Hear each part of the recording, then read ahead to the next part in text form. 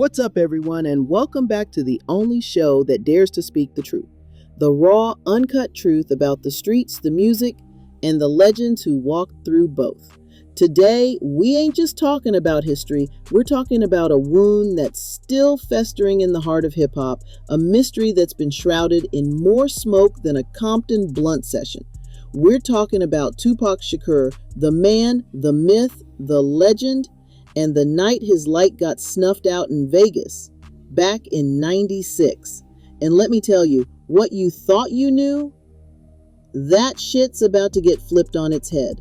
Because for damn near 3 decades, they've been feeding us a narrative, a story that was as full of holes as a crackhead's alibi. But now, the truth, or at least a big chunk of it, is finally bubbling to the surface, and it's uglier than a mugshot after a 3-day bender. See, for years, we heard the same old song and dance. Tupac gets shot, nobody sees nothing, the cops are clueless, and the case goes colder than a polar bear's ass.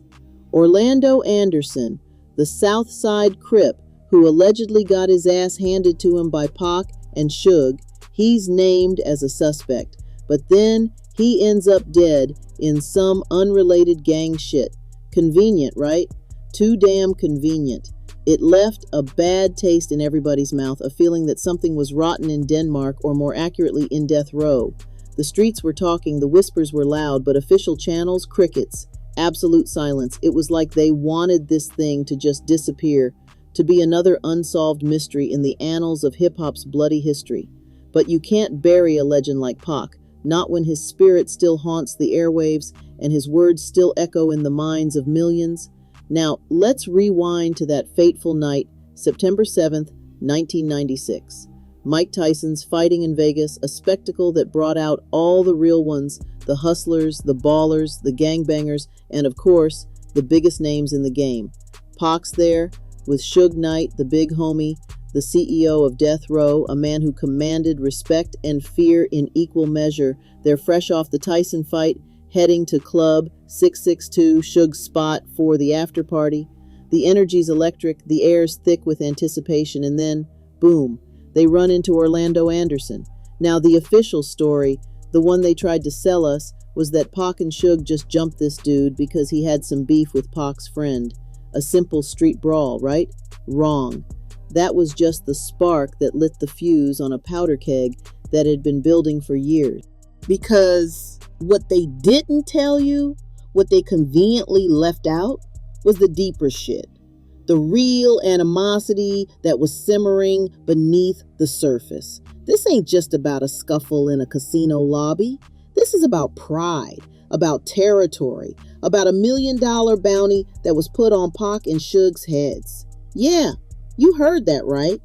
$1 million. Rumors were flying around, whispers from the East Coast, that Bad Boy Records, Puff Daddy's crew, was offering a cool $1 million to the South Side Crips to take out Suge and Pac. Now, the transcript says Keefe D, Orlando's uncle, the big shot Crip, he turned it down because he was already rich from selling drugs and he was cool with Suge. But let's be real, money talks. And $1 million? That's a whole different conversation. And when his nephew gets stomped out by Pac and Suge, that's when the game changes. That's when the loyalty shifts. The street code gets rewritten. And a personal vendetta becomes a green light for murder. And this is where it gets really twisted. Where the official story unravels like a cheap suit. Because for years they said they couldn't trace the white Cadillac, that nobody saw anything. Bullshit. Absolute, unadulterated bullshit. Because the man who pulled the strings, the man who orchestrated the whole damn thing, he's been talking. Not just whispering in the shadows, but boasting about it. Duane Keefe Davis, aka Keefe D. The very same Keefe D who was supposedly cool with Suge, the uncle of Orlando Anderson. He wrote a damn book, Compton Street Legend, where he lays it all out. He admits he was in that Cadillac. He admits he was the one who devised a plan to retaliate. And he admits he was the one who gave the gun to passengers in the rear seat, who then opened fire on Pac's BMW. Let that sink in for a minute. For almost 30 years, this motherfucker has been walking free, living his life, while the world mourned Tupac, while conspiracy theories ran wild, and while the police claimed they had no leads. And all this time, he was out here, putting it in print, bragging about his involvement. It's a slap in the face to every single fan, every single person who ever believed in justice for Tupac. It makes you wonder, what the fuck were the cops doing all these years? Were they incompetent, or was there something more sinister at play? Was someone protecting this cat? Was there a bigger cover-up?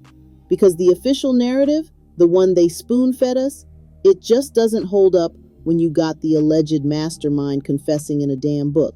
And let's not forget the other theories, the ones that kept the streets buzzing for decades. The East Coast, West Coast beef, the one that pitted Bad Boy against Death Row, Biggie against Tupac. 6 months after Pac got hit, Biggie gets gunned down in LA. Coincidence? Some say Suge Knight ordered the hit on Biggie, a retaliation for Pac. Suge denies it, of course, but the whispers persist. And then there's the wild card, the one that makes your head spin. The idea that Suge himself might have wanted Pac dead. Think about it. Pac was talking about leaving Death Row, about starting his own label. He was a cash cow, a superstar. But he was also a loose cannon, unpredictable, and maybe, just maybe, he knew too much. Was he becoming a liability? Was he a threat to Suge's empire?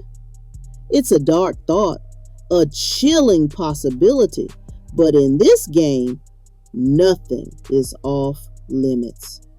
And then you got the craziest one of all, the one that refuses to die, the Tupac is alive theory.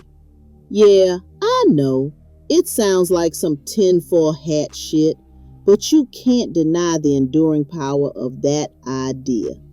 People want to believe he's out there, living on some island, writing new rhymes, waiting for the right moment to return.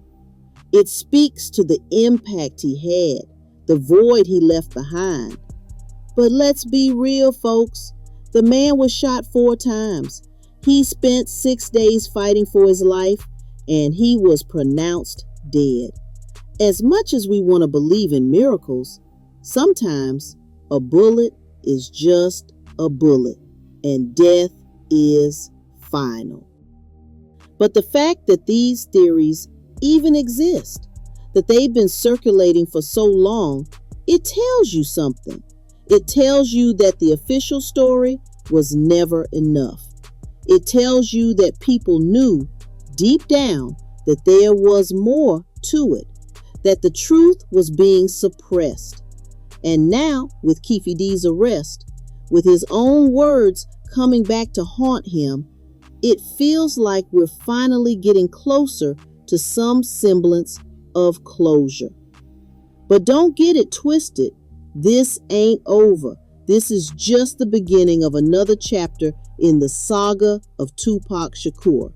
Because even with an arrest, even with a confession, the questions remain.